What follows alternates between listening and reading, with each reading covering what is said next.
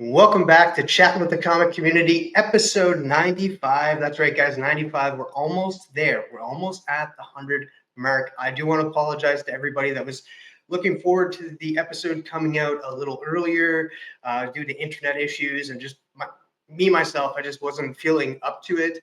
I had to delay a couple of times, so I do apologize for everybody waiting and my guest today because I had to continuously reschedule with my guest. And my guest is somebody who I got to know thanks to Biggie Shack. That's right, Biggie Shack introduced me to this guy because we do a show together, actually two shows together because we do a book club together talking about different books that we really bring to the table and talk about all of history of just random comic books that we bring on book club. And then also we do have a show that we get together on Collector Club as well over on Biggie Shack. So thank you, Biggie Shack, for introducing me to my next guest because he is one heck of a guy. He has such a knowledge, especially for DC, for some of the niche characters like the Legion of Superheroes. So without further ado, let me bring out my next guest. Let me bring out Matt Likes Comics.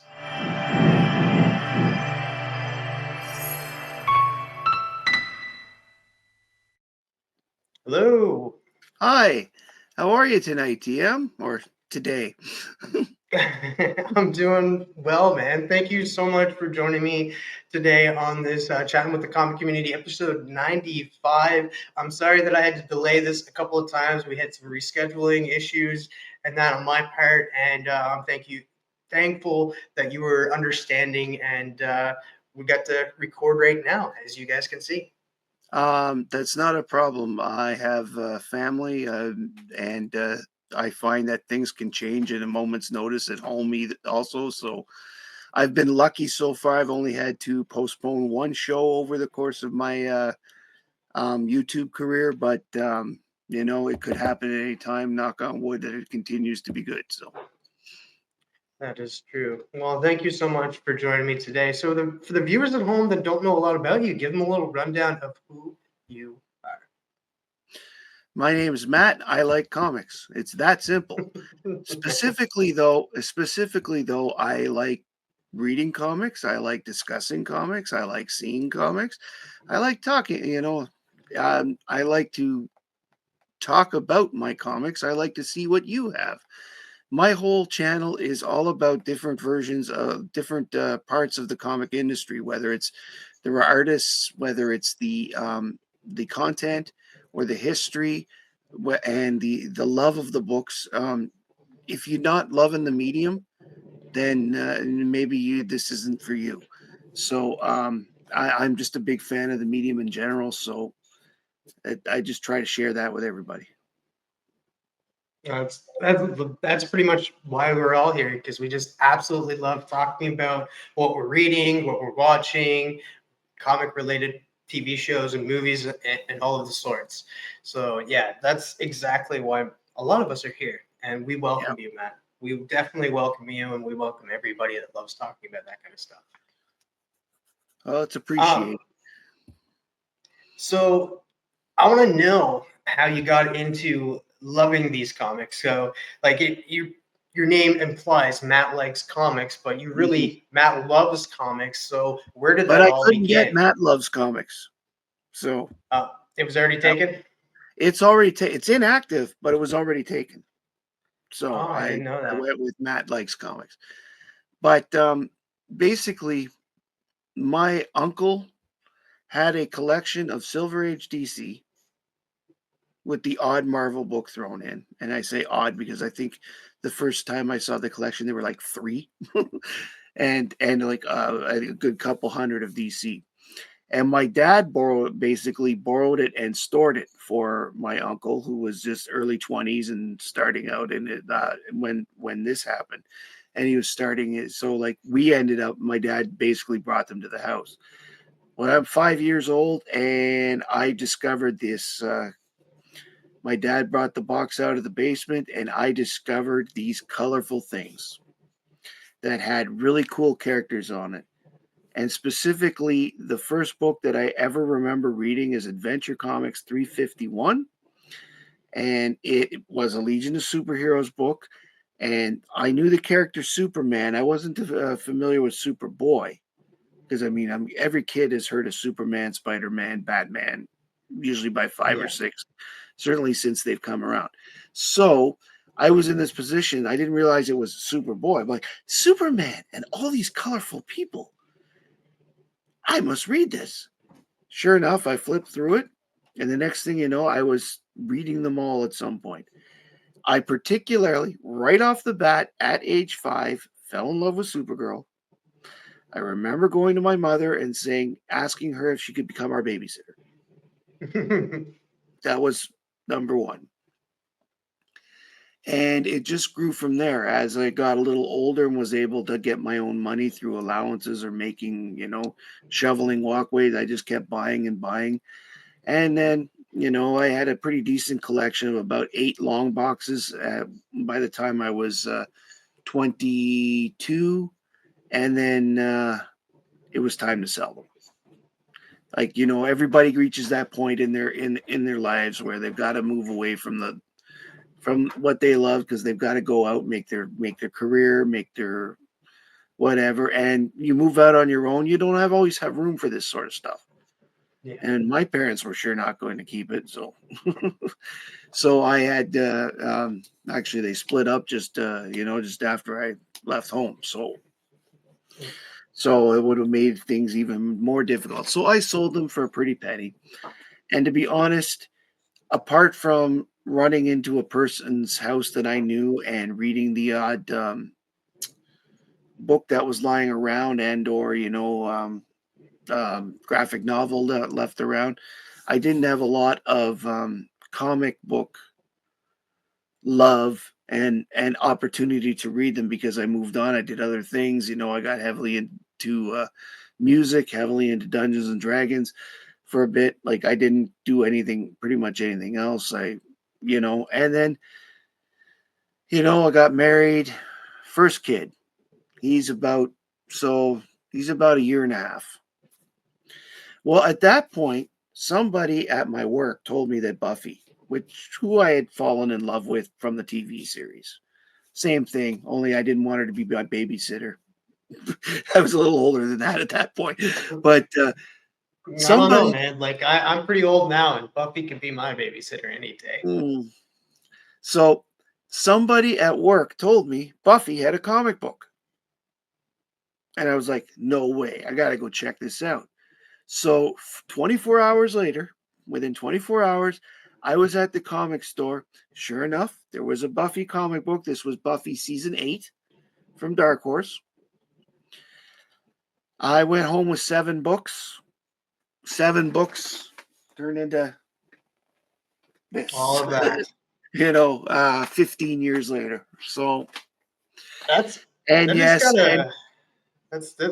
different, man. Like, because I never really hear anybody be like, well, you hear it all the time, like, oh, well, leaving home, or I went to college and I got rid of my stuff, or I met girls and I had to get rid of my stuff.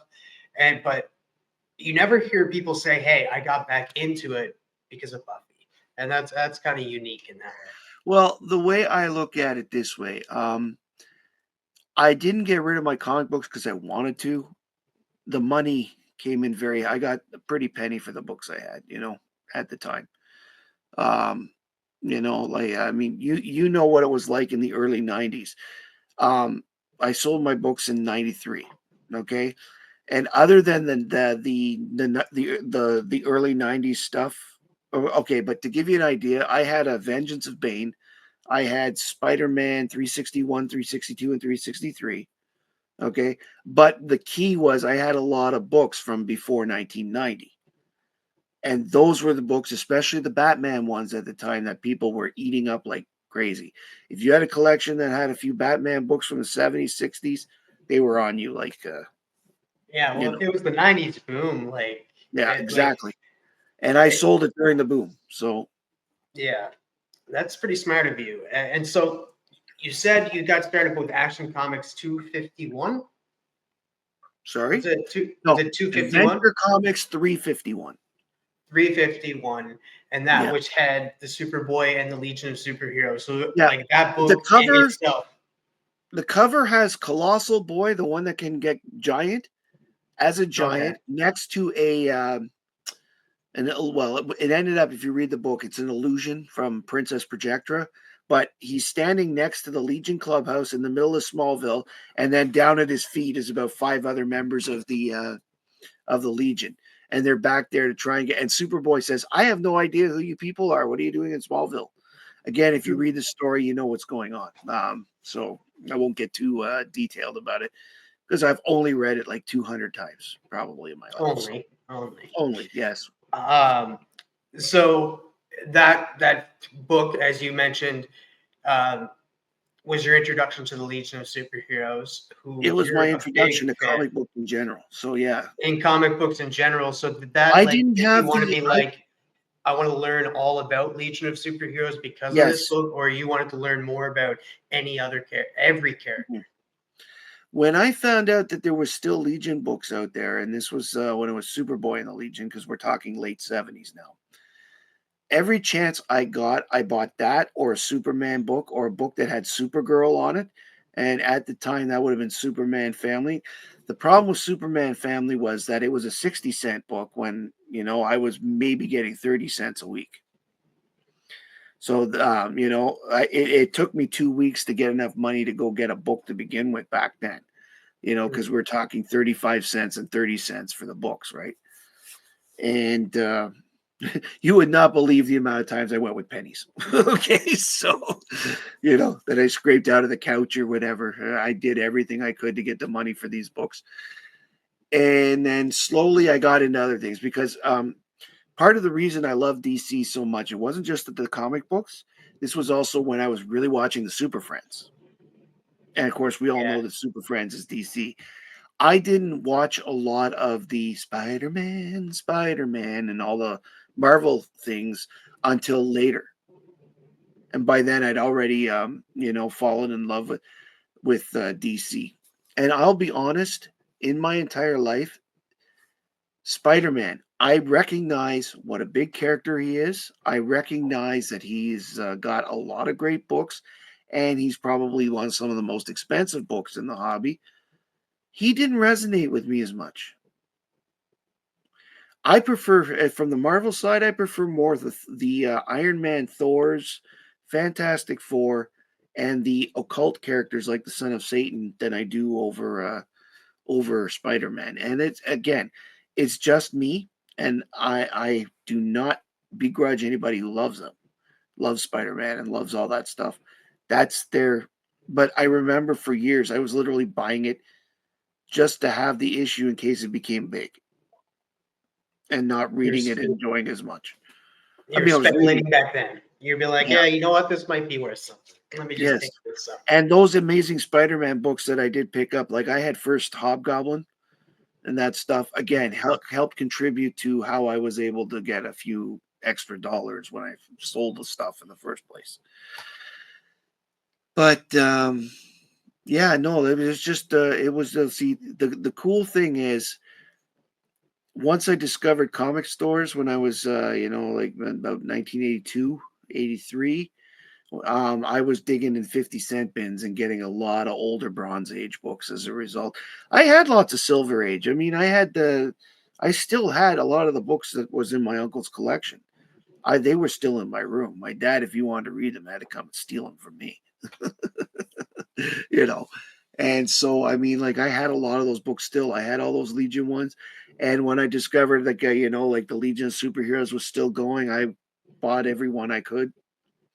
That was back then. Supergirl and the Legion were always number one, and back then and now. So, what, like, you must have been devastated with Crisis on Infinite Earths being a Supergirl fan. I had no idea that was going to happen. My first inkling about that was when a friend of mine called me. He goes, "I thought I should warn you before you go to the store so you don't go, 'What?' and scream. But I want to go to the store with you." And then when I saw it, I knew what he was talking about. And I was like, I actually teared up. I was really upset because, again, a month before that, right before the crisis, they out of the blue canceled Supergirl's book.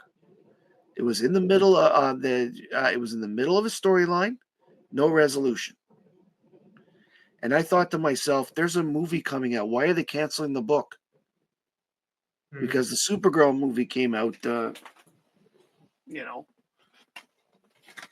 the Supergirl movie just came out right then. So I'm sitting there to myself going, why are they canceling this book? And then it made sense as soon as Crisis 7 came out. But still, it was absolutely, I mean, she went out the way that everybody knew if she was going to die, she was going out. She was protecting her cousin. She was always very protective of him, even though he was older than her in that version of the character. So, yeah, that hit me like a ton of bricks. Then the next month, with Barry Allen being killed, I was like, man, they are really finalizing this stuff. Yeah, that 1-2 punch. They're just like, hey guys, I Yeah. know it just happened, but we're doing it again. Like they're just like, hey, they surely won't kill off another character in the next issue. Yeah, see, by that You'd point, be wrong. yeah, by that point, I was buying Overstreet, so I knew about the significance of the Flash with the Silver Age. Okay, and so seeing him die, it was like, man, I guess they're moving on to the next thing. I guess the Bronze Age is over, because back then we still thought of it as the Bronze Age. Because as a DC fan, we thought of it as pre-crisis and post-crisis.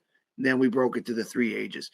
Nowadays, I understand people call 1980 to 84 the Copper Age, and that's fine. But to me, it's still pre and post-crisis. Yeah, to each their own. Yeah. Now, I do want to touch back on how you started collecting Buffy, getting back into comic collecting, and that, which is still surprising considering you are a huge DC fan, and this is what really brought you back in. What was after Buffy? Well, I discovered at the same time. This was okay. I started again in I would say October 2010, and the New 52 came out a year later. But that was the future. I didn't know that was coming. At the time that I got back into comics, Adventure Comics had come back, and that appealed to me because and it had Legion stories. There was a Legion title. Supergirl had her own series. Action Comics and Detective Comics were still being regular, their original numbering. They were still going that before.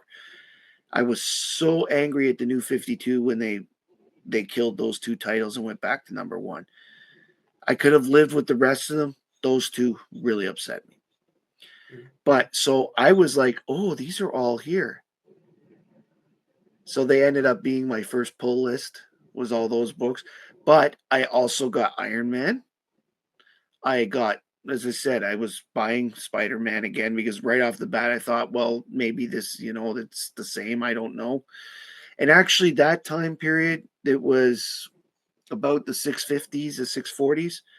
It was an interesting storyline, so I actually was happy. But the frequency drove me crazy. Back then, it was 3 times a month. That was a little much for one. And that's one of the reasons why I got annoyed with the character. Because it not only was the character coming out, but, they were filling 3 times a month. So to me, there wasn't enough continuity because you got different artists sometimes to make sure they got the book out on time. It didn't feel like, maybe the writers were the same, but it felt forced at some points. That was my first disappointment on that. But, like I was buying Fantastic Four. I was buying all the the ones I liked. Because remember, too, my interest in Iron Man had been rekindled because at this point, the Iron Man movie had come out. And as did Captain America, the first Avenger. Now, I was never a buy the Captain America kind of book guy, but I bought those. I was buying Buffy, as I said, and I was buying. I went on a little bit. I was buying the Star Wars as well because the Dark Horse still had the Star Wars. So I was basically buying what appealed to me at the time. I was literally looking at covers and going, "That seems cool. That seems cool. Let's try this out." I regret not buying And some titles, but there's a lot of titles coming out, especially from DC at that time. Like you mentioned, it was like what New 52 era. So well, there New was 52 actually cut back. There were 74 titles before that. I I yeah, I went and checked because I wanted to know what, like, when they're saying there's these new 52 titles, because they had Wonder Woman, Justice League, Justice Society. Like, I bought Justice Society. That's another one that I bought. Like, and in the cases of Buffy, Supergirl, and the Justice Society, I actually seeked out. Those were the first three runs I finished. I sought out the the books I was missing. I went right back to number one on those series and started that way. yeah, that's crazy. 74 titles and that, and then they cut back. Yeah, they were really trying for something over the New And 52. when you consider that of the 52 titles, nine of them right off the bat were the Batman family, it kind of brought things down a little bit. Throw Yeah, in even Justice though League and you had 10. So, yeah, even though the Batman title was probably one of the most known and best mm. titles out of the New 52, well, the behind Animal Man. mm, well, I would say that Batman 1 to 8 with the Court of Owls was New 52, unfortunately, at its peak right at the beginning. New 52 had a great concept, but was, with the elimination of characters like Wally West and, the Justice Society and all that stuff, they tried to bring them in with the Earth 2 things, but they were different characters. And the Legion being shunted into the Earth 2, because what a lot of people don't realize about that series is there are three panels at the end of the last book of the Legion of Superheroes that completely tell you that the Legion that just happened was not on the main Earth that everybody is fighting, the Justice League and Superman, etc., but on the Earth 2 that had been destroyed by Darkseid. And they Yeah, rebuilt. well, yeah, isn't like most of like the Silver Age considered to be Earth 2? No, Golden Age is considered to be Earth 2. Okay, yeah, Yeah. I knew it was one of the two. Mhm. And the reason they named it Earth 1 and Earth 2 was not because, they thought the Silver Age people was any better. It's because when they came up with the concept, it was Barry Allen who spoke up and said, "Well, we'll call my Earth 1 and we'll call yours Earth 2." So that's all it was. So So moving away from comics, I want to talk about YouTube because you got into the YouTube game when? I started in May of my own channel in late May of 2024. I did an interview with Alan in March before that. And because Alan was on my case about let's do this, let's do this. And my wife's like, go try it. You know you want to try it. I'm like, fine, I'll go try it with Alan. Let's do this. And then the two of them pushed me to get the channel. Oh, so you knew Alan way before No, even no, YouTube. no, I didn't. Here's the timeline with Alan. I watched Alan for 2 years Okay. online without knowing who the heck he was. And I left the odd comment and the odd, and he would respond and all that stuff. And, so I knew he was Canadian and all that stuff. Well, what happened was the November before, I was watching one of his videos and recognized the room he was in as being at the same convention I was at earlier that day. And so I messaged him. I said, "Are you in Ottawa?" And he said, "Yes." And so then we started talking back and forth on Instagram. And then we met at a show, and he spent that entire show trying to convince me to go for an interview. And it worked, obviously. Obviously. Yeah. But I bought my first Golden Age book, which was a Matt Baker, off of Alan at that show. That's amazing. That's awesome. You never know what to expect about how people connect and meet and stuff. And that's I could see Alan though like badgering you the entire day, being like, "Hey, you should come on my show." Like, yeah, When he wants something, he can be very he's nice about it, but he can be very good at getting his opinion across. Let's just say that, and we'll leave it at that. And you know what? I was sort of malleable to it because I didn't fight that hard. You Yeah, know, like that says like there's part of you that wanted to do it. So well, I've always wanted to talk with people about comics. Like I spend a lot of times at these places like the Ottawa Comic Con, for example, just talking to people. I mean, if I was spending money every minute I was there, I'd be broke 5 minutes after I get there. Okay, or yes. well, more like 35, but you get the point.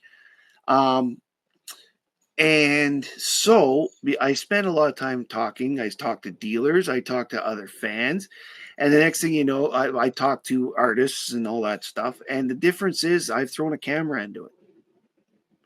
I'm having the same conversations. At least on camera, they're a little more polished and a little more focused, but I'm having the same conversations. There are two artists that I've interviewed that I've known for years off camera because I bought stuff off them. I've talked to them forever. They're friends with a friend. So I've run into them at social events. So now we're Facebook buddies and we can actually talk. Like I can call them up. I'm sure I could get him to come on my channel. Like that. That's an example. There's one guy that I could do that. But again, nothing has actually changed in my life except the work to do it, where I tape and then pretend to edit and then show the books. And what I wanted to do was I just wanted to show, I wanted to share knowledge. I wanted to get knowledge back because if I screw up, I encourage my audience write it in the comments. If I got it wrong, put it in the comments. I want people to have the right information, and I will acknowledge it so that they know it's the right information. And I've been doing that faithfully. Um, as you well know, if members of my channel ask me to do videos on certain topics, if I can do it, I will do it. I mean, obviously, I can't get my hands on a copy of Batman 6, like, as an example, but I was able to do the one for you uh, reasonably easily because I found the books pretty fast and they were not that expensive. But I like to share the knowledge. I like to learn. I like to see what people buy because they're passionate about it, and I want to share their passions, even if I don't share their likes. Mhm. Okay. And honestly, I just wanted to do this as an extension of my collection. It has blown me away, the reactions I've gotten to the videos, that I've gotten that many subs that I already have, that I'm even made the finalist for these awards. Like I would have never thought this when I was starting all this. I thought if I was at 200 subs in a year, I'd be lucky. Well, I got to 200 subs in 3 months. It hasn't been that fast since, but that because that was a lot of my friends Yeah. discovering for the first time and all that stuff. It's But just it's been a steady climb ever since. Hopefully soon I'll be doing my 800 sub giveaway. Um, I've got a few things hidden there, so yeah, it should be interesting. yeah, that's what it's all about, though. It's all about just like whether it be comics, movies, TV shows, anything. We're just here to talk about stuff that we love, that we're enjoying, and that being like, hey, you should check out this comic We Yeah. Three. You might like it, and you did, and you checked it out, and you had your thoughts and you had your opinions. It's up on his channel. Go check it out. Link What? below. Yeah, about that particular book, what actually sold me more? I mean, I was going to do it because you asked, but what sold me on the book was reading that James Gunn used that book as the inspiration for Guardians of the Galaxy 3 with regard to the Rocket Raccoon storyline with them all being lab rats, for lack of a It, better way. here's the thing, dude. I said that like because I read this book way before like Mhm, the Guardians of the Galaxy 3. When I watched it, I was like, huh, I think James Gunn got an inspiration from that. Hit mhm. up E-Man and it's like, dude, can't you see the inspirations? E-Man also read the book and stuff, and same with Missing Link. And I was like, they were like, yeah, I could see the connections and stuff. And then James Gunn, they came out with the 20th anniversary hardback, and James Gunn's name was on the book. I was Yeah, like, and I called it. I knew it. Nobody you believed know, me. whether you like James Gunn or not, this is one thing that I want to make clear. Whether you like James Gunn or not, whether you like a style or not, he is legitimately a comic fan and should always be respected as such because unlike some other filmmakers, he's trying to keep the spirit, if not the content. So Yeah, he's I, trying. He's definitely trying to bring like the comic book feel and even some of the comic book stories to the mhm. screens, and I appreciate that so much. Like I'm very interested in seeing what is going to happen to Supergirl. I've read Woman of Tomorrow, and it has been confirmed that a lot of the characters in the Women of Tomorrow are characters in the movie and have been cast. And so I'm very curious to how he's going to handle that and throw Lobo in it because Lobo is not in the story at all in the comic. So I'm curious to see how that happens. Yeah, and I like how like Tom King and James Gunn were Tom King is like Shadow overseeing everything Hmm. for the Woman of Tomorrow. And he's the comic writer for that book. Yeah. And my understanding is that the original story or the pitch actually had Lobo in it to begin with, but then they went a different route. So they're kind of Yeah. going with the Because original pitch with this one. unfortunately, based on if you've read Women of Tomorrow, the way the bad guy is set up, he could be Lobo. Mhm. Okay, in terms of his attitude and the way he lives and the way he does things. So if you're writing the comic and you've created this character, why bring another character that's almost exactly the same? So, That is I mean, true. that again, that's a personal opinion. You may think I'm wrong, and that's okay too. Yeah, that's for sure. Well, since we're on the topic of movies and television, I want to know we talked a lot about a lot of the comics that you loved growing up, but I want to know some of the TV shows you loved growing up with. And actually, we'll throw in movies too. We'll combine this Okay. question. Well, I saw Star Wars at the drive-in in summer of '77. So, and back then it was Star Wars, not this New Hope crap. I had the toys right away. Like that Christmas, I was like trying to. Now there was a shortage of the toys at first Christmas, so I didn't get much. I got like a couple of the books. I got a poster for my wall, a really cool poster of the Death Star, that kind of stuff. And I got the record with the soundtrack, but I didn't get any toys because apparently Kenner the toys were like you can get them later. Right now, you get this empty box. I remember that promotion, all that stuff. So I watched Super Friends, as I said. Um, I watched a lot of the cartoony stuff on Saturdays that was on TV. And at the time they had a bunch of new stuff and they would play a lot of older 70s stuff. Like the Croft Super Hour that was from the early 70s. They replayed that again in the mid to late 70s. And so I got to see Electro Woman and Dyna Girl, and they really appealed to me. That was a great little show that was on the thing. It's cheese. It's damn cheese. I remember I watched the Munsters because my dad watched the Munsters. I watched Batman 66 because my dad liked the Batman 66. My dad was a huge James Bond fan. Um, the first movie my father ever took to me where it was just me and him, no sisters, no mom, was Superman with Christopher Reeve. So like I had, it was no secret I was a big guy into this stuff. And of course, Empire Strikes Back and Raiders of the Lost Ark. That was a big one for me.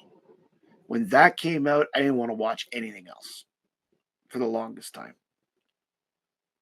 I No, bought no, the dude. I'm surprised it wasn't Superman that you watched yeah. and you wanted to watch nothing else. But Well, Raiders see, of the I Lost mean, Ark. like you're talking the late '70s. Nobody had VCRs until the early '80s that I'm aware of. At least we didn't get our first VCR until like 1980. And so certainly some of these movies weren't out on tape yet. And the first VCRs, you basically had to tape everything. I saw Superman on broadcast television once or twice. I did watch Battlestar Galactica a lot. Dukes of Hazard, A-Team, Oh, the and oldies. yeah, well, I mean, I'm a kid, right? And when you're a kid, you don't have much of a choice in what you watch because you're watching what your parents are watching for the most part. I believe I've seen more episodes of Love Boat than I wish to ever admit I've watched as a result. Um, at the same time, as I got older and I got a TV in my room when I was 14, I started watching more of the sitcoms and things like Night Court and Cheers, that sort of stuff. And I was old enough to start to get the jokes and all that stuff. Night Court was hilarious. The original Did Night you Court. did you watch the remake with I Melissa did Benoist? give it a chance. I watched the first season, but I decided to leave it there because it wasn't as good. Part of it is because the comedy styles are completely different. In the 80s, you can get away with a lot more than you can get away with in the 2010s. So I'm more of a dark comedian. Like I like dark jokes, Dark jokes can't be done on television these days where they might have been able to get away with it a little more back then. But movies, like as I said, I've the Indiana Jones ones, you got the Marvel ones that came out recently. I went to every Star Wars movie.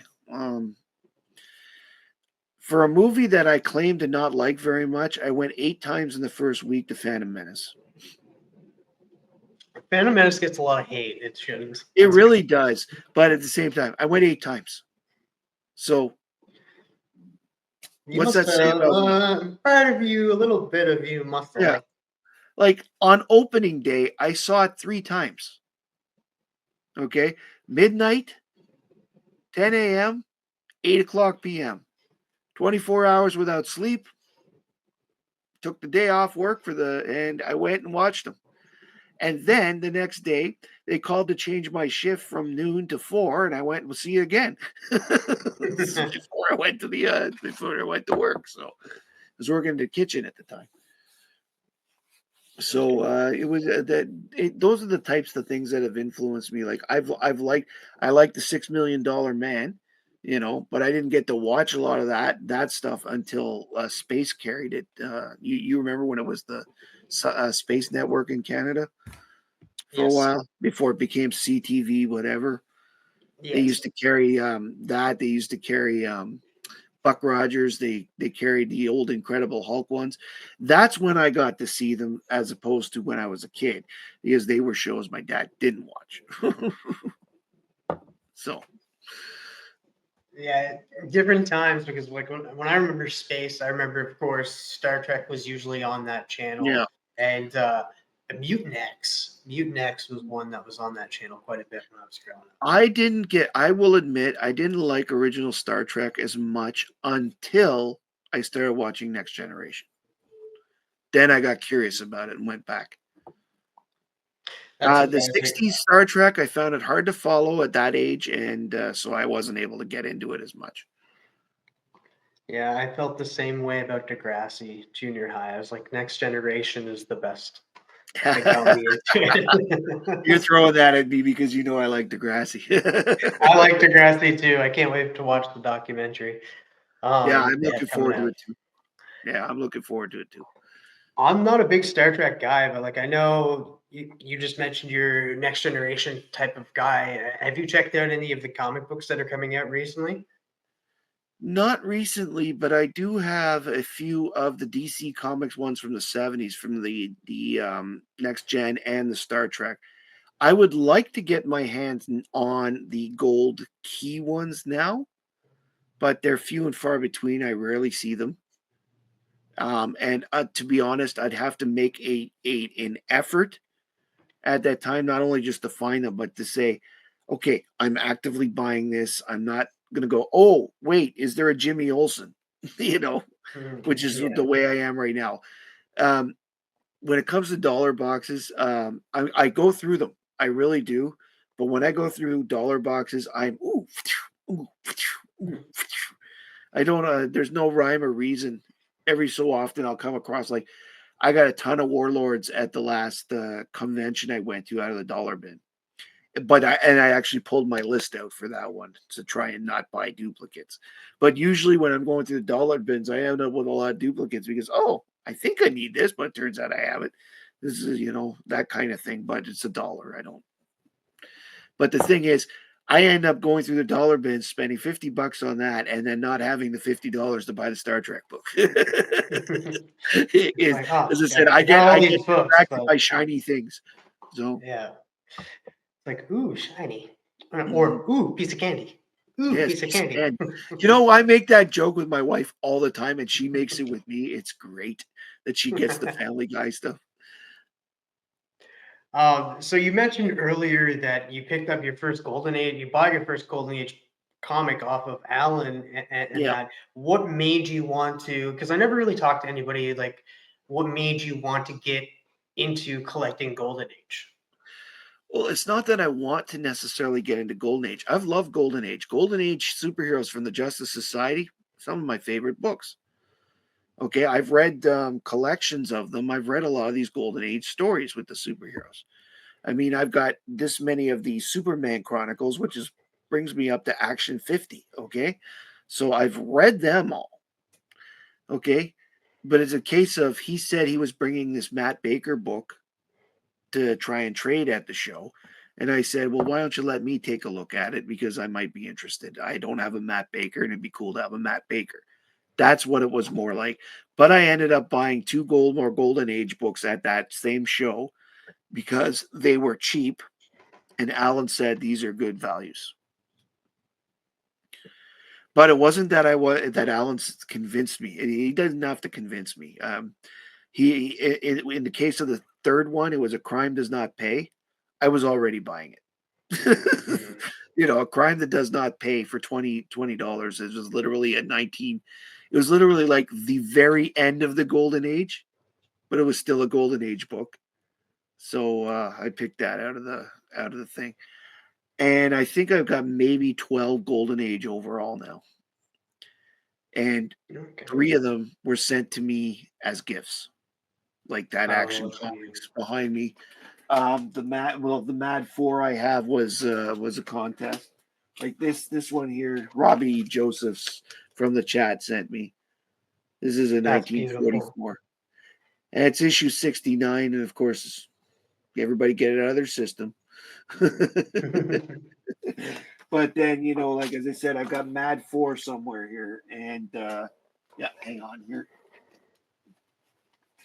I mean, I have to say, yeah, see, here's Mad 4. This is like pretty much like 1953, 52, I think. It's pretty much tail end, but still Golden Age. And it's my first EC. So I'm very happy. This is the one with the parody of Superman in it, the Super Duper Man. So I was very happy to get this one. I won it off of Pockets Full of Comics, Tyler there, on one of his giveaways. And I was very, very, very happy to get that. I mean, for myself, because I'm a run collector and I'm trying to get the runs of Action and Superman for sure. And on the other side, Jimmy Olsen's and the Superman, the Lois Lanes and the Superboys as well. And I find that there's still so much Silver Age because I'm pretty much done the Bronze Age for Superman and Action. Okay, I'm definitely done with the Bronze Age for Adventure. Okay, so I'm at the point now where the only Bronze Age books I'm really buying is a few Superboys that I don't need, and that to fill the holes, and the Jimmy Olsens and the Loises on the holes I have. The majority of the time, I'm looking at Silver Age Supermans because I want to fill the runs. Every so often, I'll buy one that I don't have if it's earlier, because Hmm. if there's one thing I've learned, it's if you don't buy the book when you have the opportunity, you may never get it again. Yeah. So, in some cases, like my copy of Action Comics 251, the one with the beard on the cover, that's the issue before Supergirl that has the ad in it. I bought it. It's not a great copy, but I bought it because I don't know if I'm ever going to see another copy. Hmm. And at the time, I had the money. Now that was completely off the rest of my, my run. My run is complete to 324 up. Okay. So I'm looking for some of these other books. And I mean, I need 300 books to be finished that, like six Damn. books in the 300s. I just got to throw them together. Yeah, well, Action Comics itself, like, and it sounds like you're not only Action and Superman, but you're going after Lois, Jimmy, Yeah. Superboy, Adventure. Action on itself is a big feat. Like it's a Yes. Well, I mean, the thing is, I up to 400, with the exception of the book 419, which is the Neil Adams cover, that he's jumping up in the buildings, they're black and white in the back.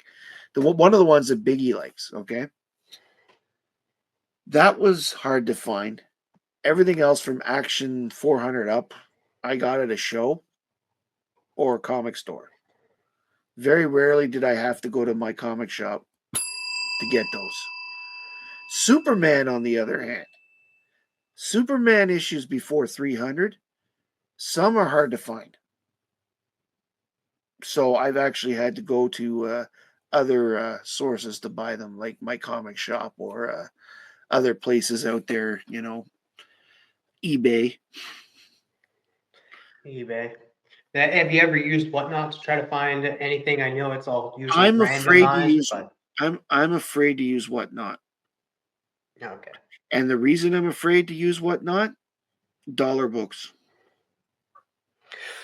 Yeah, you'll be. Yeah. You I already stated earlier that you. I've also said I've got a video coming up in about a week or so where I talk about things to watch out so you don't go in debt. Collecting comic books is one of the things I say is you've got to be very aware of what you've got and don't go do. Next thing you know, your credit card bill is $800 or whatever. I don't want surprises like that, Hmm, especially since most Whatnot is in American dollars. yeah. Unless there is Canadian Whatnot sellers, but like you have to make sure that you put that setting down when you're searching for sellers Yeah. on Whatnot. So I mean, I would love to watch Very Gary's Whatnot and James from Midhunter Comics Whatnot, as well as some of these other people that sell. But because of, as I said, the conversion and shipping, it makes it very. Now, shipping hasn't been too bad since I got myself. I took Alan's advice and got a Stackery. But at the same time, with the mail service off, I'm not going to pay through the nose to get a courier to send it to me. I'm just wait. I'm just going yeah, to wait until the strike's over. yeah. I don't know if it'll be that long this time, um, considering the state of the postal service right now. Yeah, well, especially exactly. This was I'm not going to get political. I can't, but I just think that they're hurting more people than they're helping. Hmm. But yes, I'm happy that you're filling out those collections and stuff. Like it's very very hard. Like I know it's a little easier for you. You got shops near you, but like even the action getting trying to collect all of those, it's gonna be hard, and it's probably hard to keep track of all of it. Do you use CLZ or cover price? Yeah, I don't use either of them. Ooh, Honestly, I'm old school. Okay, I really am old school. I'm just learning how to use the internet. I haven't used Heritage yet for the same thing. I don't want to pay. all right, so I do want to talk to you to kind of close it up in that because we might talk about this for a little longer. Um, is I want to know because you not only are a collector but you're a reader and you currently are picking up new comic book day books. So I am kind of curious to know what you recommend people out there of any new comic books you're picking up or even some old stories that you have read Mhm. recently. The biggest of the recent stuff that I would push on people, especially if you're a fan of the Silver Age, Batman, Superman, World's Finest. A lot of stories in there bring back elements like Mixoplick and Batmite that were Silver Age things. I really, I personally am enjoying the new Supergirl series because they're doing a lot of throwbacks. It's not just like, I mean, the actual story is not that great, but I'm enjoying the nostalgic look at older villains, older, concepts and stuff like that that were in the 70s and 80s Supergirl books. It's obvious that the author is a big fan of Yes. Supergirl, and that makes things awesome. I am really enjoying GI Joe: A Real American Hero. In the It's the only Energon book that I have on my pull list, but I like it because I'm a big fan of GI Joe, and it's Larry Hama still writing, and so as a result, it's still just to be honest, I find that the quality is just the same as the 1980s books. That's So awesome. you know, that's probably like, I mean, I buy Batman and Robin, I buy Detective, I buy Batman, I get Superman action, Justice League. I'm actually finding the Justice League a little hard to follow right now. There's Justice League Unlimited. Unlimited, yeah. There's too many heroes. And I get that's the Yeah. concept, but one of the reasons of I will say this, as much as I love the Legion of Superheroes, the best stories of the Legion had 6 or less characters. Hmm. And you got some concentration on the character, and that was most of the 70s. Every 70s book was like, okay, this issue we're going to use Saturn Girl, Invisible Kid, Light Lass, Timberwolf, and Lightning Lad. And then the What next issue. they're trying to do is they're trying to, like, you remember the Justice League cartoon, then they had the Justice League Unlimited cartoon where Yeah. it focused on mini stories involving B-list or C-list Yeah. heroes. And then they ended up coming out with a comic book based on that cartoon, and this is the Hmm. volume 2 of that. And they're putting it in continuity with the rest of the universe, which is kind of weird, but Hmm. yeah, I agree, dude. I ended up dropping Justice League Unlimited, sadly. Yeah, I'm debating. I really am. And the problem is, and I've covered this in some of my videos, my nature won't allow me to do it. Hmm. And I really It's got to get hard. over that. No, I mean, I really got to get over that. But there's been a couple of occasions where I've canceled a book, gotten cold feet from it, and then ran out, put it resubscribed and bought the issue that I didn't have. Why? Because I have to finish the story. If there is a way, what drives me crazy about modern comics compared to older comics is the way that they carry on to the next issue. That was one of the things in Marvel in the 80s I didn't like was, oh, the story's resolved, but the last page sets up the next issue, and you got like you to get you teased, the teaser to get you to going. Yeah. And honestly, because I know how I am, I want the story to end. Because if I want to end the book, that's where I want to end it. I don't want to have part of another story, because that's going to drive me crazy until I can't read it to the end. Mm. With the exception of the pile sitting right here, I have read every comic in my collection. I have not. I have a They box that I don't, have not read. and, yeah, Christopher and to Cross. make Yeah. sure that happens, they don't get into these boxes until they get Yeah. out of this pile. That way, Yeah. I guarantee that. And so, I mean, like, but I've been doing that for years. Normally, it's easy to keep up. Like, I can cover what I buy in a show in a week. But with the video, with doing videos and stuff, now I'm getting a little behind. A Convention little season behind. for me is pretty much over now, so I have a chance to actually hit this. But I mean, I work full time. I've got a family, and the videos. I mean, I extensively research every video that I do in advance. Like, I want to be certain that the information I'm giving is correct. Hmm. And that's why, on top of all this, I try to do at least 2 sources for everything I do. Yes. Sometimes that's not possible, and I realize that. But I do 2 sources because you can tell if it's using one source is using the other if they do it word for word. But at the same time, if there's something contradictory, then I can go to a third source and see which one's right. Yeah. And that's why I also tell my viewers to, if I'm wrong, let me know, because I want them to have the accurate information. And if it's Yeah, not and coming, it's not a problem. it can't be expected to know everything. Like No, that's the cool thing. We learn new stuff every day, whether it be about comic books, comic book characters. Because like if you really break it down and did like, you know how many comic book yeah, characters there are? Like there's a ton, thousands, literally thousands. thousands. Okay. Yeah, so it's hard to know everything about certain characters or even certain plot lines in stories and stuff Hmm. unless you've like read it all and stuff. And then sometimes you've read a story once, but you kind of forget certain aspects of it unless you read it again. Exactly. I'm going to use really quickly. You don't need to make me big, okay?